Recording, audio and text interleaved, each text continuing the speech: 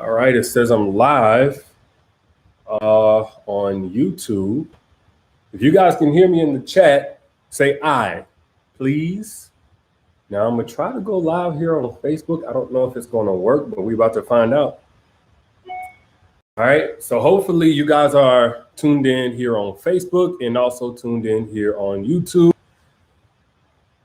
Let me see if I see any ayes in the comment section. So I'm here early. So people said, hey, let me see. I'm not seeing it. I'm not seeing it on my side. Can you guys see me? Say aye if you can see me and hear me. Okay. Oh, some people just put eye emojis. All right. I see some eyes. Let me go to Facebook. I'm doing something I typically don't do. All right, cool. I'm streaming from a camera.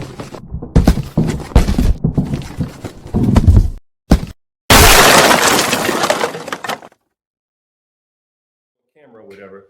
Okay, this thing is glitching because I'm on Wi-Fi. All right, so if you guys can see me, we're just gonna rock out like that. Let me move this book anyway. Cool. I know it's really glitchy, guys, because I'm on Wi-Fi. I'm not a big live streamer, as you guys probably already know. I don't even think my modem is in here. But if you can hear me, we're gonna go with it. All right, so let's go ahead and get this thing started. Actually, let's give it a couple more minutes. I may be still early. Yeah, I'm about 3 minutes early. So let's do a little housekeeping. So first off, thank you guys for being here. Before we even get started, I'm gonna take a couple of minutes to try to let people get here. It says glitching because the camera quality has to match the computer app quality. Okay. You know what? I may just come out. If it's glitching, somebody said it's not glitching. If it's glitching, then I may just start over. If you guys can hear me, I'm cool. Thank you guys for the condolences for everything personal. My time said about an hour early. No, 9 p.m. Eastern Standard Time. It's going on 9 p.m. Eastern Standard Time. Cool, let's just rock with it. First things first, man, it's gonna be, I'm already knowing, I can already see in the comments, there's about 3 groups of people in here. The first group are what I call the bloodthirsties. The bloodthirsties are people that don't like me, never liked me, been waiting on something, didn't even wait. Matter of fact, over these past 9 years, they even created a couple of things to try to get me caught up or try to have something against me. And now there's something semi-legitimate that has come out or come forward. So those people are here, and I want y'all to know, because I know, and I'm also not going to be speaking to them. Those people that hate me no matter what, hey man, you're entitled to whatever, but I'm not speaking to you. The second group of people, which is probably the minority of people, those people are those on the opposite extreme. Derrick can do no wrong. I don't care what Derrick is. Well, I won't say necessarily that's group number 2, but the Derrick can do no wrong is absolutely false. Okay, I deserve to be held accountable.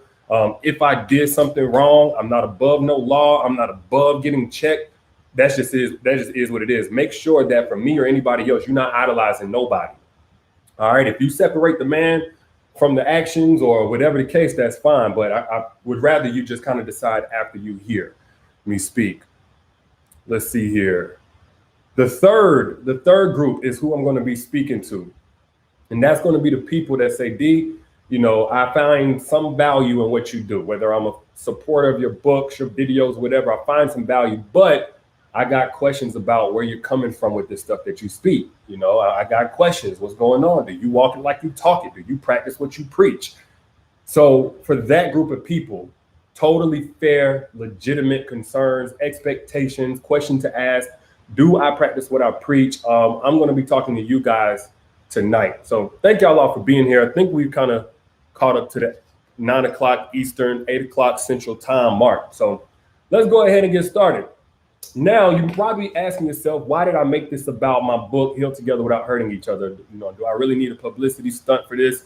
Do I need help selling this or anything like that? The answer is no. Of course, I want to get this into as many hands as possible, and I'll let you know why. But this book is a part of what I preach. Don't forget your crown, part of what I preach. The videos that I post, part of what I preach. In order for me to qualify, me letting you guys know whether or not I practice what I preach, I'm going to have to reference the books. And the most recent one is Heal Together Without Hurting Each Other. And especially what we're going to talk about tonight is directly related to why I wrote this, what I put in this, okay? So it probably, for those that are just getting in, I see somebody says slow down mode. Is it glitching? Anyway, let's keep it going. So everything really started back, honestly, when I wrote this book, Don't Forget Your Crown, and what I wrote it about. Me and my wife, we got back together in 2016. Now, what throws some people off about that is that we were messing around having sex before we got back together. We got back together, I think, in August of 2016. Later in 2016, August, September. We conceived the baby in January that was born in early October. You do the math if you want to, right? Now, I got roasted up and down, and guess what? I totally get why, because that's a shaky foundation. We had a baby. We wasn't even prepared to get in a relationship. Me knowing that this is a woman that I wanted, I went ahead and got down on one knee within a couple of months. It wasn't just because of the baby. I really was like, I've been unhappy doing my thing with these other chicks or whatever. I know this woman, her name is Danae, by the way, is the one that I want. Fast forward. Of course, that's a shaky foundation, trash foundation. Two people just riding high on love and emotion, and then being new parents right in the very beginning of a new marriage. That brings me up to some of the issues that we had that led to Heal Together Without Hurting Each Other. Heal Together Without Hurting Each Other is a biblically based manuscript game plan on how to let God restore your relationship or restore you, no matter how much you've been hurt in the past, broken you are, etc. Okay, so Heal Together Without Hurting Each Other talks about how to have your individual journey and how the journey is really not a journey, it's a fight. It talks about all these different things. Now, why did I even write this book? February 1st, this is something a lot of you did not know. February 1st, me and my wife separated. I'm talking official separation. Before that, we had like an unofficial separation. You know, I'm not at the house, she's not at the house, we're not talking, we not blah, blah, blah. February 1st is the official mutual. I said, look, I don't think this is going to work. Separation. We had some challenges before that. February 4th, I gave my life to Christ. I said, God, I can't handle this. I need you to come in and help me out. That was on February 4th, the exact same day. Danae, my wife, she packed up the kids and left the crib, went 1,500 miles away to her mom's crib. All right. Fast forward, because I'm trying to get to the point. I know what a lot of people really want to talk about, some of the stuff that has been swirling around or whatever, right? Fast forward a couple of months. In those couple of months, we were working on the marriage. Hey, maybe we can make this work. We're praying. We're going to church about this. Now we're both in Christ. She was already a Christian. I'm a new Christian. And it's not working. Nothing that I implement is working. Nothing that we're having in these conversations is working. Basically start losing hope around, I would say, May. Then we had a disagreement about whether or not to even have the kids here at my place or, you know, up there with her mom. Matter of fact, let's do some fact checking. If somebody wants to pull up my YouTube channel, you can see in the earlier part of 2020 where I'm doing my videos, what you'll see is I'm in Airbnbs up in Denver. I was flying back and forth over and over again, right? And again, guys, people in the comments, I told y'all the bloodthirsties are here and they're going to try to dominate the comment section. Ignore them. All right. Anyway, even with all of that being said, I'm flying up. We're meeting with pastors. We're doing this. We're doing that. Things are not working. Around May is whenever we started losing, like both of us started feeling, mainly her though. And then we had an argument about where the kids were going to be, whether they're going to be with me on this date or her with that date. And then lawyers got introduced. Shortly after lawyers got introduced, I realized she wasn't wearing her ring. Shortly after that, because we're continuing to talk as much as possible, we stopped talking. Most of our conversation is in text message. And then we have a conversation. When we do have a conversation, she's letting me know, like, whatever you need to do because you're not my responsibility. I'm not linked to you. Like, we are together, but right now I understand if you got to go out and do whatever. Now, what that spoke to me was, I don't care if you're going to be with other women, et cetera, et cetera. But that wasn't my green light. My issue is this.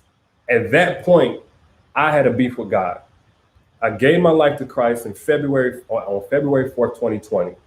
Matter of fact, some of y'all that follow my Twitter may have seen me a couple of weeks ago talking about how I just hit my 1 year mark. I gave my life to Christ and my whole life fell apart. My marriage fell apart. At this point, I'm not seeing my kids. I'm helping people best I can, but that's not giving me fulfillment. I got money, I got this, that, and the other. And I really honestly just went to a place of effort. Just screw it. I don't care no more. I don't care about being a good man because look where it's gotten me. I don't care about serving God because look where it's gotten me, right? That was in May. I would say June, conversation is slowing down. She's waiting for a lawyer to get back to her. And what I'm getting to is the point where I hit rock bottom, because I did hit a rock bottom, and where God pulled us from. And then this is how all of this came to be. June, we talking about my birthday. She basically lets me know there's no plan for her to be around on my birthday. Okay. Now I'm in screw it mode, F it mode. I'm hitting up old chicks. I really don't care at this point. I don't care about my reputation. I don't care about the business. I don't care about any of that. One of those people was a girl named Candace. She's from Florida, Orlando, Florida. Girl I'd have known, at least been acquainted with for a couple of years, right? Last time I think I seen her was back in 2016 before me and my wife got together. I hit Candace up. I'm going to come down to Miami. We're going to kick it. I'm going to get a yacht, blah, blah, blah. Now, here's the thing. And we're going to do a Q&A right after this. Here's the thing. So me and Candace have had a sexual relationship without actually having sex all of these years, right? So we go hang out. We're on the yacht. We're doing our thing. Friends are there. We come back to my Airbnb. Everybody's having a kickback. She leaves. Everybody leaves. My boys leave. She leaves, everything. She comes back the next day because we're going to go out to eat. And for some reason, she needed to use my charger first thing in the morning. I didn't really find that odd. I didn't think nothing about it. What I didn't know was Candace was taking pictures of my feet. Found that out later. Okay. Next thing I know, we kicking it, we chilling. We actually go meet up with one of her friends at a brunch spot. We leave there, and what was it? A couple of weeks later, I'm like, look, I'm about to do something for my birthday. Do you want to come out? Got her friends out. Long story short, her friends and I would say about 25 to 30 people. We having a mansion party. We tripping out. I'm smoking. I'm getting high. Still no sex. But she wants to use the bathroom. She wants to go and use my charger whenever we did the house tour with a couple of people. She wants to stop and do this, stop and do that. I didn't know what was going on until later on, that the entire time she was trying to take pictures of me as I'm walking in and out. Okay, I didn't know that, right? Cool. Fast forward to, I'm talking to my mentor because at this point, I'm not feeling where I'm at. I'm breaking down. I don't want to do anything productive. If you look at my videos from, what was it? If you look at my videos from June, about June 10th to September 10th, you'll see me post about 2 to 3 times. Talking to my mentor, I basically just had this whole meltdown about nothing is satisfactory. God don't love me. My wife is rejecting me. I'm not able to see my kids. And something that he told me basically changed my life. And he said, D, the reason why you're not happy, the reason why nothing is lining up the way that you want it is because you verbally gave your life to Christ, but you didn't submit your life to Christ. You verbalized it, you said it, you accepted him, but you didn't walk with him. You didn't walk in according to his word. You're still holding on to some things. Okay. That was probably, I think, July 27th or something like that.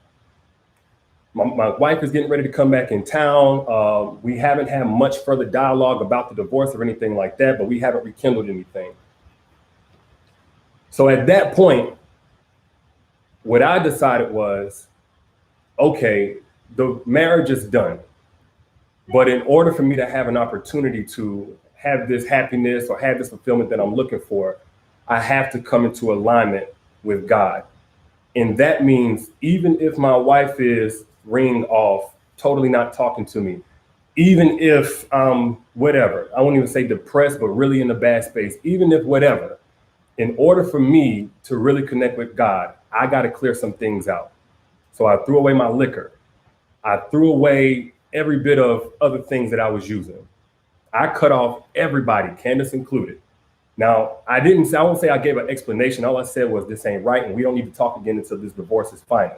The whole time we have been talking, I was letting her know, hey, we're separated. I'm just doing my thing. I'm chilling. I'm kicking it, all that other good stuff, which, by the way, I'll be honest with you. I won't necessarily say I recommend. I believe I preached on it. Somebody fact check me. Whenever I've talked on this subject, my whole dialogue has been that you don't want to deal with a man who's separated because he may still have feelings for his wife. I mean, he may be lying to you. In my case, I definitely have feelings for my wife, but I thought we were over and I wasn't lying. So am I practicing what I preach? I guess so. So anyway, I sent her that text message. I blocked her on everything. In the past, what I would do is, and this is what caused a lot of issues even in my marriage, I would mostly cut somebody off. I would end communication, but I wouldn't cut it. I wouldn't completely obliterate. I wouldn't completely close every door to that part of my life. All right. It was only on that day, and don't get me wrong, this wasn't immediate. It was only on that day where I started seeing some light at the end of the tunnel. My anxiety is not nearly where it was. Me not wanting to do this, not caring to inspire anybody, not nearly where it was. Even in terms of me and Danae's communication, she still went forward. By the way, I wish I had printed this out because I believe you can actually search this. She filed for divorce. Some people may say, "Oh, Derrick, was the separation really real?" She filed for the divorce. The lawyers were in. Matter of fact, I'm gonna go to my email. Trey Sauls is my lawyer. I don't know if you guys can see this. Let me see. Hold on. I don't know. It's not showing. Can you guys see the date? Okay, you can't see the date. I should have studied how to do this. I've seen some questions in there. I'm going to get to the questions right after. Appreciate you guys. I'm going to get to the questions right after. Anyway, at this point, she goes through and she files for divorce. And yes, this entire time, I'm sitting there breaking down. I'm sitting there, my marriage is trash. Even though I'm not posting regularly, I haven't completely stopped. So if you want to say like, Derrick, that's, you tripping for not coming forward and saying that your own marriage is in shambles or whatever. That's what I definitely did. But she filed for divorce. I believe it was officially filed on the 28th of August. But by the end of that month, we finally, coming into alignment with God's way, finally allowed for us to start having real conversations. It's like you can kind of depend on the way that you want to do things. You can kind of depend on what you think is going to be best, your own intellect, your own knowledge. But what I said in this book, and this is how it all ties in, it wasn't until I learned that I can have all the knowledge in the world, I can have all the intellect in the world. But whenever you're in a spiritual covenant, when you're in a covenant with God, you can't do it by your own judgment. You can't do it by your own thought processes, your own reason, your own logic, right? That was the end of August. I believe it was about a mid-September where we ended up at the same church event, and the pastor was willing to see us in the back after church and all of that stuff. And we basically had a one-on-one with him. And that's where we decided we were going to take divorce completely off the table. Taking divorce completely off the table was such a huge turnaround because just 2 or 3 months prior, she wasn't talking to me. We weren't talking. And I'll let her talk for herself if she's able to come down here in a little bit. She's putting the kids to bed. She's a strong woman of God. She has her own voice. But we weren't talking, weren't doing anything, right? And here we are taking divorce completely off the table and now talking about our future again. So in that time, with godly counsel and with putting everybody back where they're supposed to go, because both of us had let some outsiders in. Candace was only one of mine, but my wife did too, and I don't think it was other guys. I'm not trying to insinuate that. But outsiders were allowed in, something that I talked about in Don't Forget Your Crown that you're not supposed to do. I'm referencing this because this is what I preach. So wisdom is one of those things that you can either listen to it, heed it, or not. Either way, you're going to eat the fruit of it. That was in September. By the end of December, me and her, I'm talking about crushing the honeymoon stage. Crushing the honeymoon stage. Now, what had to happen in order for that to go down? Well, first off, there was a complete purge of everything that was not of God. There was a complete submission to God. Some of you may look at my YouTube videos. Anybody in the comment section, you may be able to peek that since August, I haven't cussed in any of my videos. I haven't said Team Jackson was happening. Why is that? Because my platform is not my platform anymore. I completely have come into the submission of Christ. You may look on Twitter and see certain things that I've said, acknowledging Christ, acknowledging God. Now, these are just like small, I guess, evidences, but since August, the beginning of August, I would say, not only my marital life, not only my internal peace, but even the impact that I'm having on people, not just in dating and relationships, but now in marriage, completely skyrocketed. So that's only a piece of my testimony. That is according to what I've preached in my books. That is according to what I've preached in my videos. I am absolutely cool with being held accountable. I have no problem with that whatsoever. And I have no problem saying what I did was wrong. But let me be very clear. In dealing with that girl, while I was actually separated, a couple of weeks before the divorce was filed, it wasn't wrong necessarily according to my old logic. Why was it wrong? It was wrong because I was in a covenant with God, and I only was making a contingent based on my wife. I was only making a contingent based on what she said. Well, we're not dealing with each other. Well, she's not meeting my needs. And in that, I think anybody is kind of setting themselves up to fail. Even if the divorce goes through, I had to get to a place where no matter what, I'm honoring my commitment to God first, my wife second, the marriage second. And that's with the marriage completely gone, her all but guaranteeing that she was out the door. So that is the gist of it. Like I said, guys, if you look in the comments, you're going to see the bloodthirsties. They really don't care. But the whole Derrick got caught cheating in his wife's bed is BS. Complete BS. I'll own up to anything that I did, and I deserve to be held accountable for anything that I did. If I was living a double life, it was trying to encourage people when I was discouraged. It was trying to help people build healthy relationships when my relationship was dismantled, disheveled. I absolutely did that. So at some point, I guess we'll get a fix for that. But let's go ahead and go to the comments. Okay. Let's see. They're kind of moving fast. I don't know if you guys can even hear me. Let's see here. Somebody said, why did I ghost old girl? Good question. So I texted her, what we're doing ain't right. What we're doing ain't right.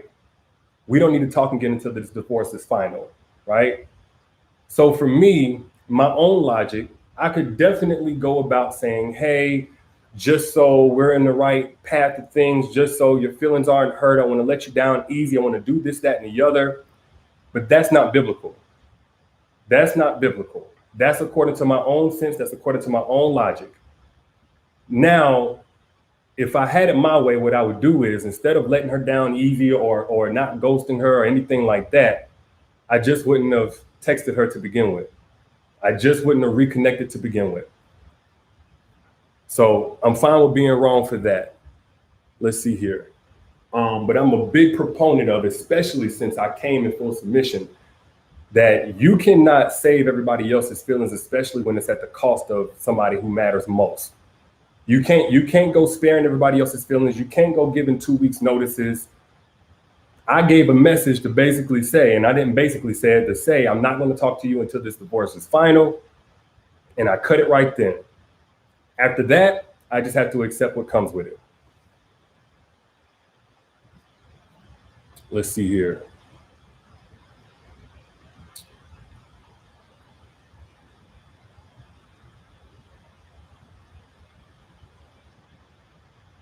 Said, why run to the next when you're not over the ex? I absolutely agree. And let me make something clear. Hey, what's up, babe? Want to come in? Oh, okay. You can pull up a chair if you want to. Let's see here.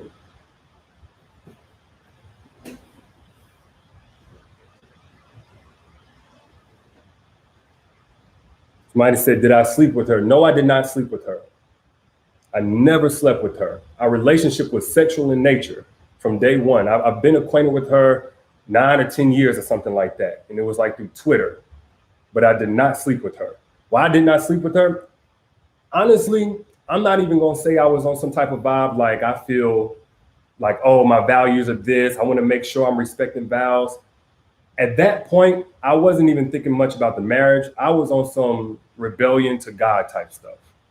I was on some screw it all type stuff. I didn't sleep with her or anybody for that matter because I gotta get deep. I'm not able to perform when I'm super stressed.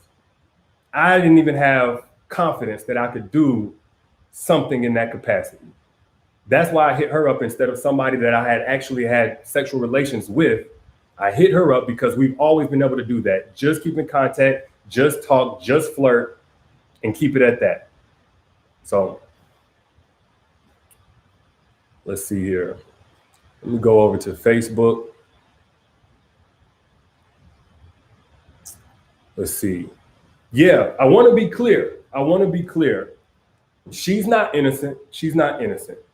But I'm not a big fan of blaming people for possibly having ill intentions or whatever. Whenever you're the person who put them in position, when you're the person who opened the door to them.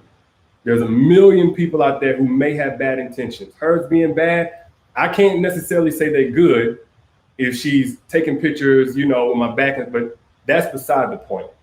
At the end of the day, each one of us, especially if you're in a committed relationship, if you're separated during a marriage, you're the common denominator. You're the gatekeeper. So let me be very clear. Derrick is not a victim. Derrick wasn't tricked. Whether preyed on or not, Derrick wasn't basically, forced into anything. That's not what happened here. Derrick was in a place of screw this, it's over as far as the marriage, but screw this in terms of doing things God's way. And that's where Derrick was acting from. Derrick's no victim. Let me be very, very clear about that. Somebody said, why do you feel the need to explain yourself? Well, let me be very clear. It's not so much explaining myself.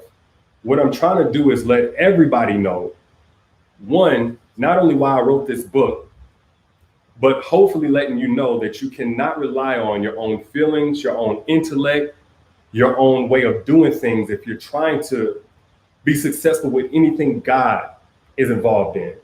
So a marital covenant, you can't go into a marital covenant, and this is my experience, this is my testimony. You can't go into a marital covenant thinking you're going to do it strictly off emotion, off your intellect. That's even if you're somebody that has all the intellect in the world. At some point, you're going to fall. It's faulty ground to stand on, thinking you can do this all by yourself. You definitely can't do it based on your heart. The Bible talks about the heart being deceptive for a reason. You can't do it based on emotions. You can't do it based on your perception. So if you read this book, for anybody who's already read it, you can vouch for it in the comments. The whole book talks about how you have to come under the submission of God. You have to do things God's way. You can't half do it, kind of do it, sort of do it, in your own time do it. You have to do things the kingdom way. Let's see here.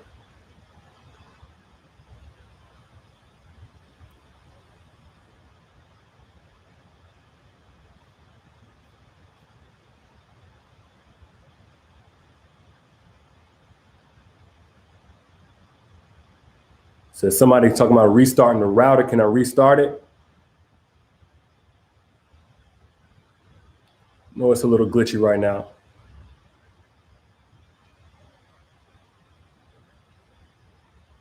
Denise says, I'm glad that you put God as a...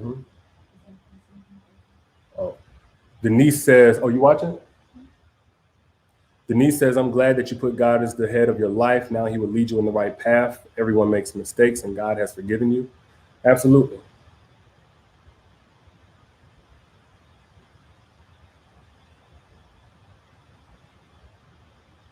All right. So I think that's about all. I'm going to go ahead and get up out of here. I might, because I wasn't able to go live on Instagram, I might just do a live chat on Instagram or follow up on Twitter. If y'all want that, let me know. I'm going to holler at y'all later. Y'all be good. Peace.